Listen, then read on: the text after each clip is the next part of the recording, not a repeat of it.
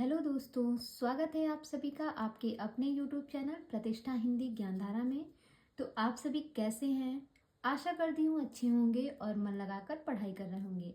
तो आपकी तैयारी को और बेहतर बनाने के लिए मैं उपस्थित हुई हूँ काव्य शास्त्र के साथ। और जो हमारा काव्य शास्त्र का टॉपिक चल रहा है ये है पुनीत राय की वसुधेव हिंदी से भारतीय काव्य शास्त्र। देखिए, काव्य शास्त्र जो है वो काफ़ी टफ है। और काव्य शास्त्र मुझे लगता है कि अगर आपको काव्य शास्त्र में मतलब तैयारी करनी है तो या तो निशा अग्रवाल की पुस्तक पढ़िए या फिर पेपर के हिसाब से, पेपर के अकॉर्डिंग अगर देखा जाए तो मुझे लगता है कि पुनीत राय की जो वस्तुनिष्ठ हिंदी है, जो कि मैं इस समय पढ़ा भी रही हूँ, अगर आप इससे तैयारी करते हैं तो काव्य शास्त्र के सारे प्रश्न आपके इससे फंस जाएंगे। इनफ है, इतना बहुत है। और अगर आप मतलब और भी चाहते हैं तो आप निशा अग्रवाल की पुस्तक को पढ़ सकते हैं, जो स्पेशली काव्य शास्त्र के लिए ही लिखी गई है। तो दोनों ही किताब बहुत अच्छी है। और जो है पुनीत राय की, अगर पूरी बुक को आपने अच्छे से पढ़ लिया है, काव्यशास्त्र का ही टॉपिक, तो काव्यशास्त्र का इससे जितने भी प्रश्न आपके बनने होंगे एग्जाम में, यहाँ से जरूर आपके फंस जाएंगे। लेकिन हाँ, आपको बहुत ध्यान से हर एक लाइन को पढ़ना है, क्योंकि इसमें दिया तो है थोड़े में ही, लेकिन थोड़े में बहुत कुछ दिया है। थोड़े में बहुत कुछ दिया है मतलब कि एक लाइन में आप एक लाइन पढ़ते हैं ना, एक लाइन से आपके कम से कम 2 से 3 प्रश्न बनते हैं। और कोई कोई लाइन तो ऐसी रहती है कि वहां से अगर प्रश्न निकालने लगे तो कम से कम 4 या 5 प्रश्न वहां से आपके बनते हैं। तो इसलिए है कि देखने में लगता है कि बस 50-60 पेज में काव्यशास्त्र खत्म है, मैं तो पढ़ लूंगा, लेकिन ऐसा नहीं है। काव्यशास्त्र देखने में बस इसमें लग रहा है कि कम है, बट इसमें सब कुछ इसमें दे दिया है, थोड़े में ही ज्यादा कर दिया है। तो आप समझ के इसको पढ़िएगा। तो वैसे भी भारतीय काव्यशास्त्र हमारा समापन की ओर चल भी रहा है, समाप्त होने वाला है। इसके बाद हम पाश्चात्य पे चलेंगे।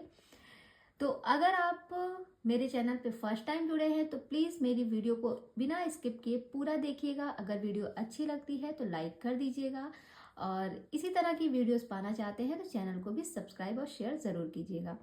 तो हम शुरुआत करते हैं, क्योंकि अभी तो हमने जो है अरे सारे संप्रदायों को देख लिया है। अलंकार संप्रदाय, रीति संप्रदाय, वक्रोक्ति संप्रदाय और भी चीज़ों का अध्ययन कर लिया है। कल हमने कुछ लास्ट में एक क्वेश्चन देखा था कि गुण संप्रदाय को किस संप्रदाय के अंतर्गत माना जाता है। तो हमने कल पढ़ा था ये लाइन कि गुण संप्रदाय को किस संप्रदाय के अंतर्गत माना जाता है। तो जो गुण संप्रदाय है इसे हम रीति संप्रदाय के अंतर्गत मानते हैं।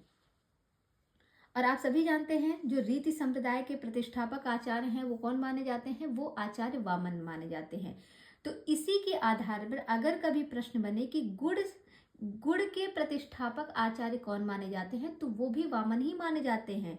क्यों? क्योंकि गुड़ संप्रदाय को जो है रीति संप्रदाय के अंतर्गत ही रखा गया है, इसलिए उसके जो भी आचार्य हैं वो भी वामन ही हुए। आगे हम देखते हैं, किस आचार्य ने रामायण में करुण रस एवं महाभारत में शांत रस का प्राधान्य माना है। तो महाभारत में शांत रस हमने देखा था कि कौन थे जिन्होंने महाभारत में शांत रस का प्राधान्य माना था, तो वो थे आनंद वर्धन। क्या जब महाभारत का युद्ध चल रहा था तो ये शांति से बैठ के क्या कर रहे थे, एक कोने में शांति से बैठ के आनंद की तरह देख रहे थे, आनंदित हो रहे थे। कुछ लोग होते हैं ना, जब युद्ध होता है तो उनको देखने में मजा आता है। तो ये महाभारत का युद्ध हो रहा था तो ये शांति से बैठ के रस ले रहे थे, आनंद का रस ले रहे थे, ऐसे याद रख सकते हैं। वैसे महाभारत जब हुआ था तो वो आनंददायक तो समय नहीं था। और रामायण में करुण रस, तो रामायण में आप सभी जानते हैं कि उसमें करुण रस ये किसने बताया, आनंद वर्धन ने। ध्यान रखिएगा। आगे है, रसे नैव जीवति सर्वम काव्यम, अर्थात काव्य रस के द्वारा ही जीवित रहता है। ये कथन किसका है, तो ये कथन है अभिनव गुप्त का। इन्हें हम कैसे याद रखेंगे, देखिए यहाँ पे एक शब्द है रसे नैव, है ना, रसे नैव, और यहाँ पे क्या है, अभिनव गुप्त है। यहाँ से नव, यहाँ से नैव, इन दोनों को कनेक्ट कीजिएगा, याद हो जाएगा। रसे नैव अभिनव गुप्त का हो गया, नवगुप्त का है, याद हो जाएगा, इन्हीं का कथन है। अगला पॉइंट है, किस आचार्य का कथन है कि संसार में जो कुछ पवित्र, उज्जवल एवं दर्शनीय है वह श्रृंगार के भीतर समाविष्ट हो सकता है। ये कथन किसका है, तो ये है भरत मुनि का। भरत मुनि कहते हैं कि संसार में जो कुछ पवित्र, उज्जवल एवं दर्शनीय है वह श्रृंगार के भीतर समाविष्ट हो सकता है, ऐसा कौन कहता है? ऐसा भरत मुनि कहते हैं। तो इन्हें आप ऐसे भी याद रख सकते हैं कि हमारा जो भारत है, भारत देश जो है हमारा, उसमें क्या है? उसमें पवित्र, उज्जवल और दर्शनीय चीजें हैं जो श्रृंगार के अंदर समाविष्ट हो सकती हैं। तो हम अपने देश को सबसे पहले आगे रखेंगे ना, सबसे पहले हम अपने देश को आगे रखेंगे इस चीज में। तो बस देश से भारत, भारत से याद रखिएगा, भरत मुनि के द्वारा कहा गया है। अगला पॉइंट है, श्रृंगार रस को रसराज माना जाता है। क्यों माना जाता है? कार्य व्यापार की व्यापकता के कारण श्रृंगार रस को रसराज माना जाता है। आगे चलते हैं। भामह ने रस को अलंकार के अंतर्गत रखा और रस संबंधी रसवत, प्रेयस तथा ऊर्जस्वी नामक 3 अलंकारों का वर्णन किया। ये अलंकार क्रमशः रस, भाव तथा उनके आभास की अवस्थाएं हैं। तो देखिए अब इसमें से कितने आपके प्रश्न बन जा रहे हैं। भामा ने रस को अलंकार के अंतर्गत रखा, हमने पीछे पढ़ा था, क्योंकि ये एक अलंकारवादी आचार्य हैं और ये जो है अलंकारवादी हैं और रस के सबसे पहले विरोधी आचार्य माने जाते हैं।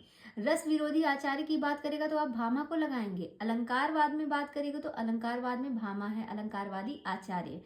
तो जिन्होंने रस का विरोध किया था, उन्होंने रस को अलंकार के अंतर्गत रखा, रस को अलंकार के अंतर्गत रखा। लेकिन एक विद्वान ऐसे हैं, एक आचार्य ऐसे हैं जिन्होंने रस को अलंकार की दास्ता से मुक्त कराकर रस को एक स्वतंत्र अस्तित्व प्रदान किया। वो कौन थे? वो रुद्रट थे। जब भामा ने रस को अलंकार के अंतर्गत रखा तो ये रुद्र हो गए, कहें कि नहीं, रस का अपना अलग अस्तित्व है, तो वो रुद्र हो गए। रुद्र होकर रस को अलग स्वतंत्रता प्रदान की। तो कौन हुए थे? रुद्रट। इस तरीके से याद रख सकते हैं। आगे फिर कहते हैं कि रस संबंधी रसवत, प्रेयस तथा ऊर्जस्वी नामक 3 अलंकारों का वर्णन किया। एक तो इन्होंने क्या किया? रस को अलंकार के अंतर्गत रखा। उसके बाद इन्होंने रस संबंधी रसवत, प्रेयस और ऊर्जस्वी नामक 3 अलंकारों का वर्णन किया और ये अलंकार क्रमशः रस, भाव तथा उनके आभास की अवस्थाएं हैं। अगला पॉइंट है, सर्वप्रथम किस आचार्य ने रस को अलंकार के अंतर्गत रखकर रस संबंधी रसवत, प्रेयस तथा ऊर्जस्वी नामक 3 अलंकारों का वर्णन किया? तो अभी हमने इसके विषय में ऊपर ही पढ़ा, तो वो थे आचार्य भामा। आगे हम देखते हैं। अगला है, किस आचार्य ने गुणों को शोभाकारक धर्म, अलंकारों को शोभावर्धक तथा रस को गुणों की कांति कहा है? जहां भी कांति शब्द आएगा, आपने देखा है गुणों की कांति शब्द कहीं भी आएगा तो आप आचार्य वामन को लगाइएगा। ये क्लू है। आप देखिए, सारी चीजें आपको एकदम रट के नहीं याद हो सकती हैं। आपको कुछ शब्दों को पकड़ना है, कुछ अक्षरों को पकड़ना है और फिर आपको, क्योंकि काव्यशास्त्र बहुत ही टफ है, चीजें ऐसे घुमा फिरा के है ना, कंफ्यूजन बहुत ज्यादा होता है, तो आप हर चीज रट के नहीं याद रख सकते। अगर रटेंगे तो आप एग्जाम के टाइम में भूल जाएंगे। बस कुछ शब्दों को पकड़िए कि अच्छा ये शब्द इनके में कहा गया है। तो वैसे ही अगर कहीं आपको गुणों की कांति, गुड़ कांति ऐसा शब्द मिलता है ना, कांति शब्द, तो आप फौरन वामन को लगाइएगा, क्योंकि वामन के कांति शब्द जो है वामन के कथनों में आया हुआ है। तो यहाँ पे कहते हैं कि आचार्य ने, कौन से आचार्य हैं जिन्होंने गुणों को शोभा कारक धर्म, अलंकारों को शोभावर्धक माना है तथा रस को गुण की कांति कहा है? तो ये है आचार्य वामन। इसके पहले भी हमने इसको पढ़ा है। अगला पॉइंट है, सर्वप्रथम किस आचार्य ने रसालंकारों में समाहित को स्वीकार किया तथा नाट्य में शांत रस की प्रतिष्ठा की? तो आप जानते हैं नाट्य में शांत रस की प्रतिष्ठा किसने की थी? आचार्य उद्भट ने। उद्भट ही तो शांत रस लाए थे। शांत और प्रयाण नामक 2 रसों की कल्पना किसने की थी? आचार्य उद्भट ने की थी। तो ध्यान रखिएगा। और अगर प्रश्न आ जाए कि शांत रस को मूल रस किसने माना था, तो मूल रस माना था अभिनव गुप्त ने, लेकिन शांत रस की जो प्रतिष्ठा की थी वो किया था आचार्य उद्भट ने। दोनों प्रश्नों में अंतर है। आगे हैं, किस ध्वनि विरोधी आचार्य ने न्याय सिद्धांत के आधार पर रस की अनुमिति का सिद्धांत प्रतिपादित किया और ध्वनि के स्थान पर काव्यानुमिति की प्रतिष्ठा की। तो ये है महीम भट्ट। आप जानते हैं एक है अनुमानवादी आचार्य। अनुमानवादी आचार्य पूछा जाता है कि अनुमानवादी आचार्य कौन है, तो अनुमानवादी महीम भट्ट की है। अनुमानवादी आचार्य की अगर बात करें तो वो है महीम भट्ट। कहते हैं ना, अनुमान कौन लगा सकता है, किसका अनुमान सही होता है। हम आप अनुमान लगाएंगे तो सही नहीं जाएगा, लेकिन कहा जाता है कुछ लोग होते हैं जिनका अनुमान बहुत सही जाता है, बहुत सटीक बैठता है। तो कहते हैं कि कुछ महिमान्वित व्यक्ति होते हैं जिनका अनुमान बहुत सटीक बैठता है, बहुत सही होता है। तो महिमान्वित से आप याद रखिएगा महीम भट्ट को।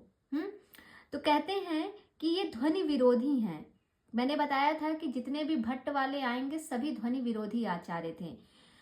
तो इन्होंने क्या किया, न्याय सिद्धांत के आधार पर, आप लोग न्याय सिद्धांत देखते हैं आप फौरन संकुक को लगा देते हैं, इसीलिए मैंने इसको कहा कि ये संकुक का नहीं है, उनके सिद्धांत है।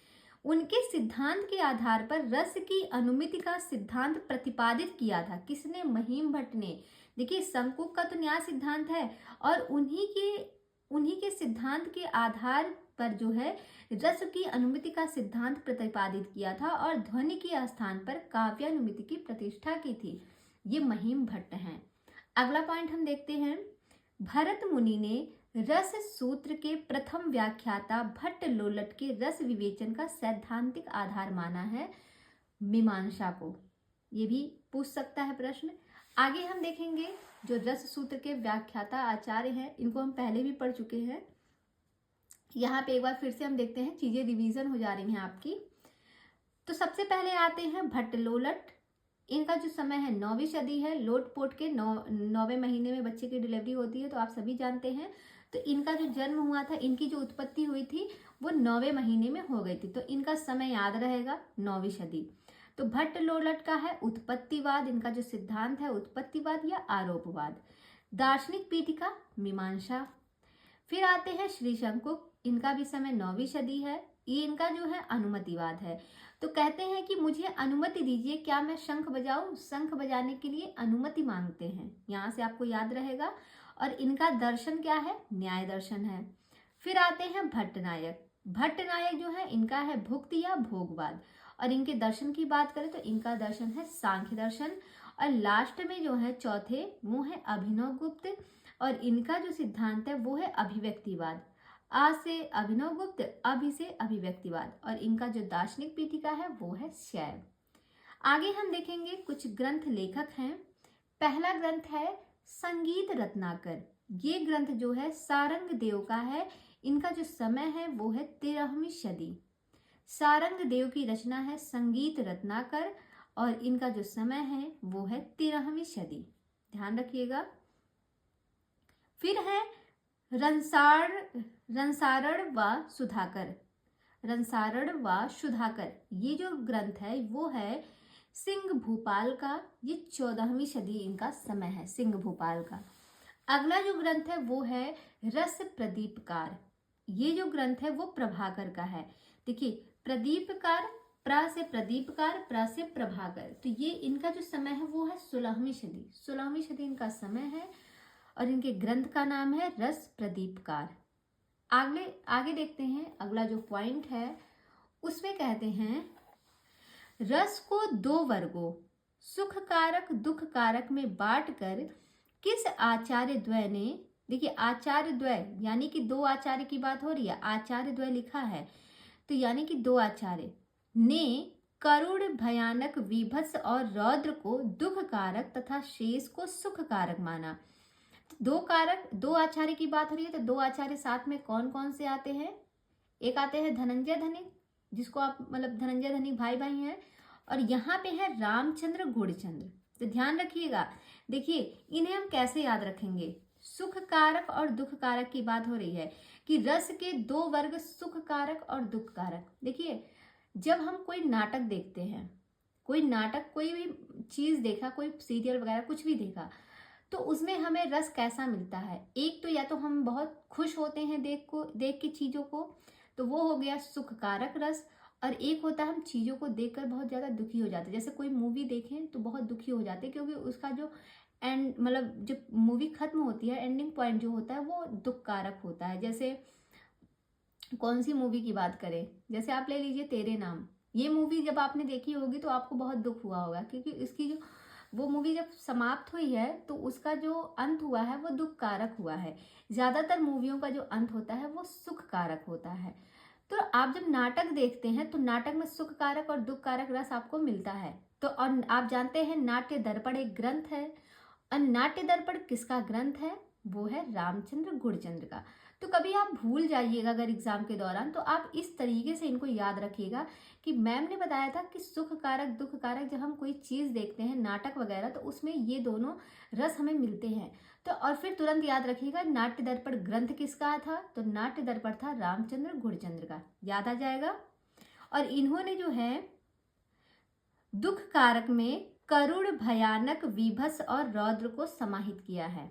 आगे है नवरस नामक ग्रंथ के लेखक कौन है? तो नवरस आप जानते हैं ये बाबू गुलाब राय का है। गुलाब में जो होता है नवा नवा रस होता है, तभी तो लोग जब किसी को प्रपोज करते हैं तो रोज देते हैं, गुलाब देते हैं, क्योंकि उसका जो रस होता है उसमें वो नवा नवा होता है। तो नवरस किसका हो गया? बाबू गुलाब राय का। अगला पॉइंट है रस कलश नामक ग्रंथ के लेखक कौन है? तो रस कलश जो ग्रंथ है ये अयोध्या सिंह उपाध्याय हरिऔध का है। देखिए जब कलश यात्रा निकलती है ना, कलश यात्रा, तो आप ऐसे याद करिए जो कलश यात्रा निकलती है वो कहाँ तक जाती है? अयोध्या तक जाती है। जो कलश यात्रा सब लोग निकालते हैं दशहरे के टाइम पे या नवरात्रि के टाइम पे, तो वो कहाँ तक जाती है? वो अयोध्या तक जाती है। ऐसे याद हो जाएगा, अयोध्या सिंह उपाध्याय हरिऔध की रचना है। अगला पॉइंट है सर्वप्रथम किस आचार्य ने रस को काव्यात्मक घोषित किया है? तो वो थे विश्वनाथ, हम लोग पहले भी पढ़ चुके हैं, आचार्य विश्वनाथ हैं। अगला पॉइंट है द्विधा भिन्नम स्वभावोक्ति वक्रोक्तिश्चेति वांग्मय, अर्थात वांग्मय के दो भेद। वांग्मय मतलब साहित्य, हमने अभी कल या परसों की क्लास में पढ़ा है कि संस्कृत में जो है साहित्य को हम वांग्मय के नाम से प्रस्तुत करते हैं। तो वांग्मय के दो भेद स्वभावोक्ति तथा वक्रोक्ति कथन किस आचार्य का है? तो इसको हमने पहले भी पढ़ा था स्टार्टिंग में, ये आचार्य दंडी का है। कहते हैं जिसका स्वभाव वक्र की तरह होता है उसको दंड दिया जाता है। अगर इसमें रसोक्ति शब्द आ जाए, जैसे एक आचार्य हैं जिन्होंने वांग्मय के 3 भेद किए थे, स्वभावोक्ति, रसोक्ति और वक्रोक्ति। तो अगर रसोक्ति शब्द आ गया तब आप लगाइएगा आचार्य भोज को। आचार्य भोज ने वांग्मय के 3 भेद किए थे, और यहाँ पे हम देख रहे हैं वांग्मय के 2 भेद, तो ये आचार्य दंडी ने किए थे। दोनों पॉइंट को याद रखिएगा।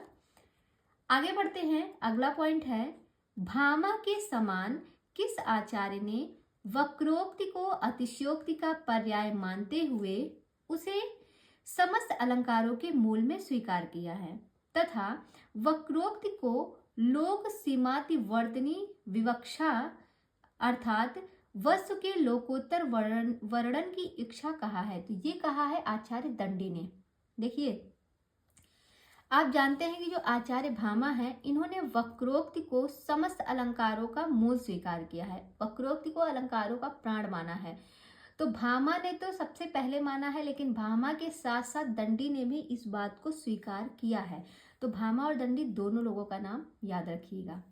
अगला पॉइंट है विश्वनाथ ने वक्रोक्ति को माना है, तो इन्होंने जो है शब्दालंकार माना है वक्रोक्ति को।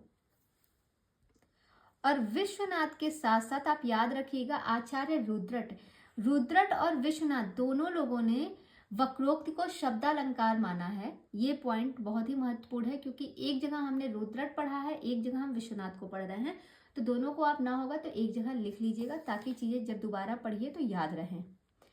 अगला पॉइंट है यदि हम साहित्य को जीवन की व्याख्या माने तो आलोचना को उस व्याख्या की व्याख्या मानना पड़ेगा। ये कथन किसका है? तो श्याम सुंदर दास का है।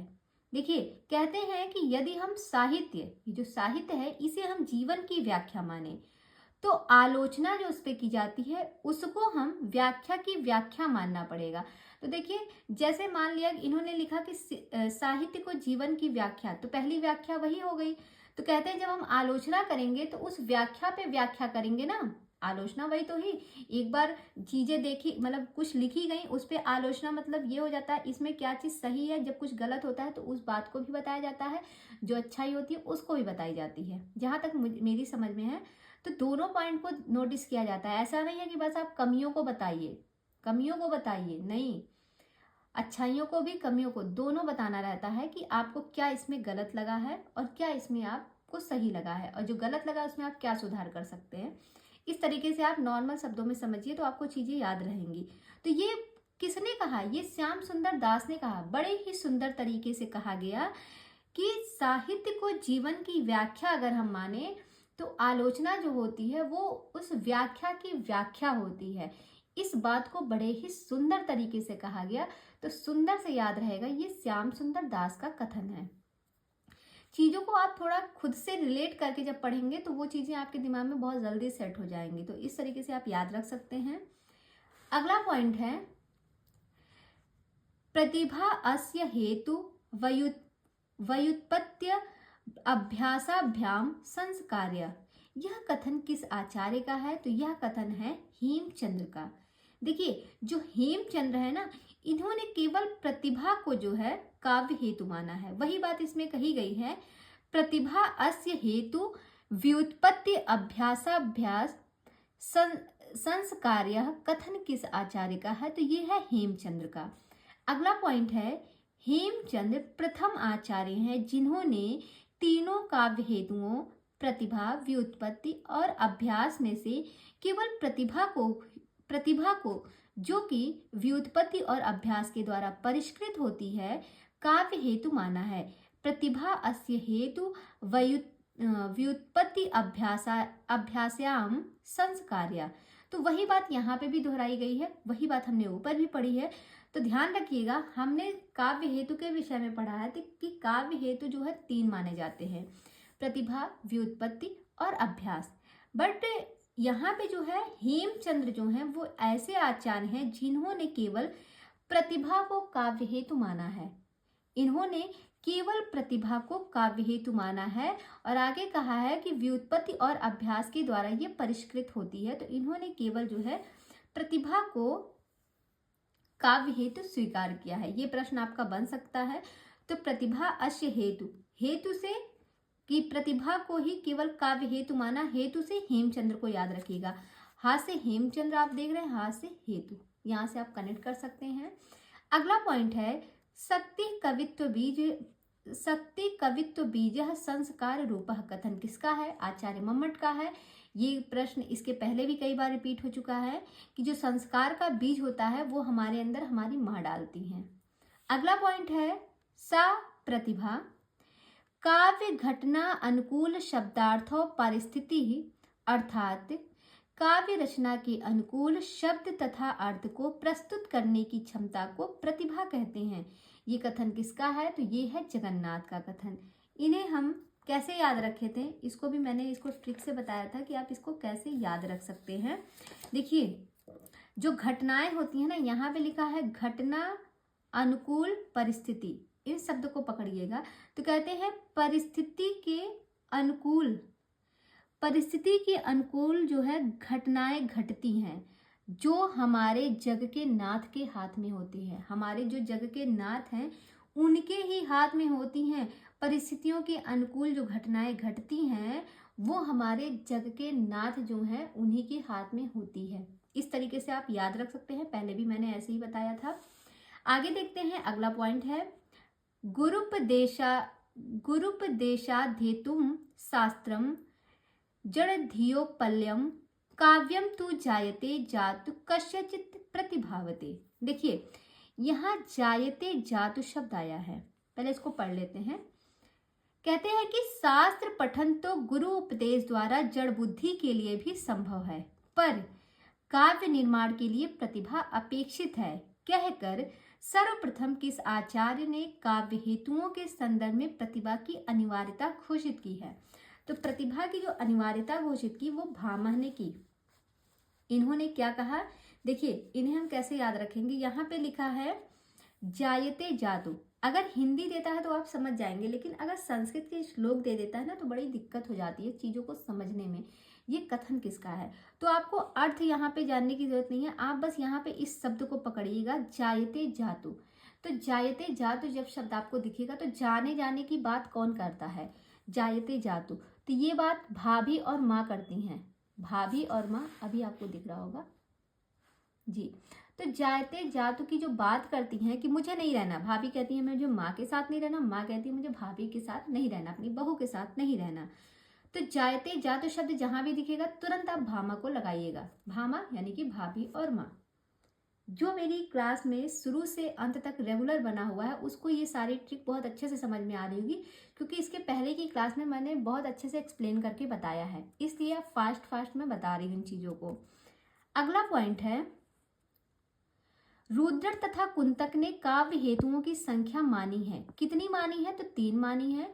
शक्ति, व्युत्पत्ति और अभ्यास, ये रुद्रट और कुंतक ने माना है।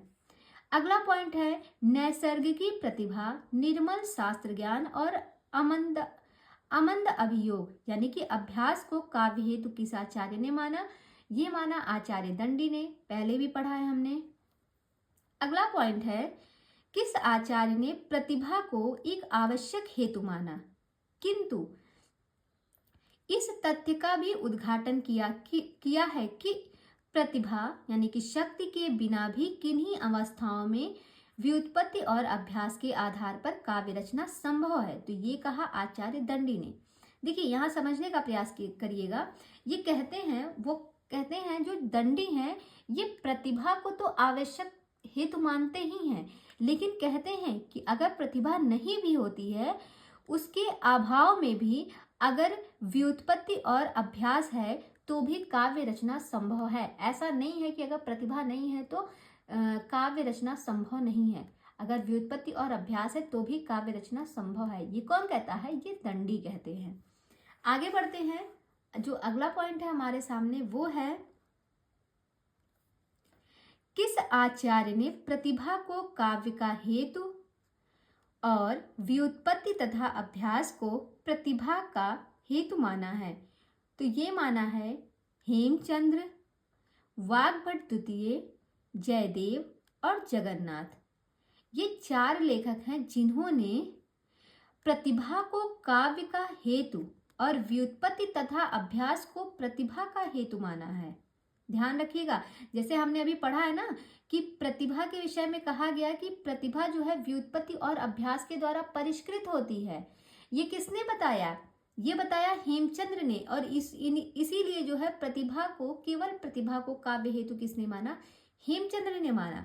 उसी चीज को यहाँ पे बता रहे हैं कि प्रतिभा को काव्य हेतु स्वीकार किया और व्युत्पत्ति तथा अभ्यास को क्या कहा, इन्होंने व्युत्पत्ति तथा अभ्यास के विषय में कहा कि ये प्रतिभा का हेतु है। ये सबसे पहले हेमचंद्र ने माना और इसका जो समर्थन किया वो किया वाग्भट द्वितीय, जयदेव और जगन्नाथ ने। इन लोगों ने इनका जो है समर्थन किया था। आगे देखते हैं, किस आचार्य ने प्रतिभा अथवा शक्ति को काव्य का अनिवार्य हेतु और व्युत्पत्ति अथवा निपुणता तथा अभ्यास को काव्य का काम्य हेतु माना है, तो ये माना है आनंदवर्धन ने। अगला पॉइंट है, रमणीय अनुभूति, उक्त वैचित्र्य और छंद, इन तीनों का समन्वित रूप ही कविता है। रसात्मक शब्दार्थों ही काव्य है। वाणी के माध्यम से सौंदर्य की अभिव्यक्ति, इसके आगे मिसप्रिंट है, यहाँ पे दिख नहीं रहा है, तो बाकी इन दोनों कथनों को हम देखते हैं कि ये किसने कहा है कि रमणीय अनुभूति, उक्ति, वैचित्र्य और छंद, इन तीनों का सामंजित रूप ही कविता है। रसात्मक शब्दार्थ ही काव्य है। तो ये सारे जो कथन कहे गए हैं, इस कथन के आलोचक कौन है, तो वो है डॉक्टर नगेंद्र। अगला पॉइंट है, यदि कविता में चमत्कार नहीं, कोई विलक्षणता नहीं, तो उससे आनंद की प्राप्ति नहीं हो सकती। ये कथन किसका है, तो ये है महावीर प्रसाद द्विवेदी का। कहते हैं कि अगर कविता में कोई चमत्कार नहीं है, कोई विलक्षणता नहीं है, तो उससे हमें आनंद मिलेगा, बिल्कुल नहीं मिलेगा। ये कौन कहता है, महावीर प्रसाद द्विवेदी कहते हैं। अगला पॉइंट है, राजशेखर ने रस का प्रतिष्ठापक किसे माना है, तो ये माना है नंदिकेश्वर को।